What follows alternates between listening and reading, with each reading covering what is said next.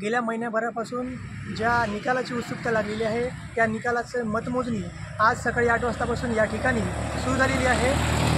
यवतमाळ वाशिम लोकसभा मतदारसंघात गेल्या 1 महिन्याच्या आधी 6 विधानसभा क्षेत्रामध्ये 12,20,000 मतदारांनी या ठिकाणी मतदान केलं होतं। या मतदानाचा निकाल आज या ठिकाणी जाहीर होत आहे। आपण पाहू शकतो या ठिकाणी शासकीय गोदाम जे आहे आणि शासकीय धान्याचं गोदाम जे आहे त्या ठिकाणी मतमोजणीला सुरुवात झालेली आहे। या मतमोजणीच्या बंदोबस्तासाठी या ठिकाणी 800 पोलिसांचा बंदोबस्त करण्यात आलेला आहे।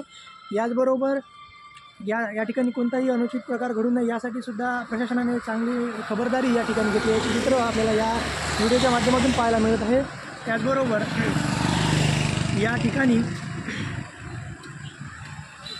ठिकाणी शिवसेना वर्सेस शिवसेना अशी चुरशीची लढत या ठिकाणी आपल्याला पाहायला मिळते। त्याचबरोबर आता सध्या या ठिकाणी उद्धव बाळासाहेब ठाकरे गटाचे संजय देशमुख सध्या आघाडीवर असलेले चित्र आपल्याला या मतदान केंद्रावर पाहायला मिळत आहे। त्याबरोबरच या ठिकाणी अनेक लोकांचा जल्लोषसुद्धा या ठिकाणी आता काही वेळातच या ठिकाणी जल्लोष करणारे लोकसुद्धा या ठिकाणी येतील।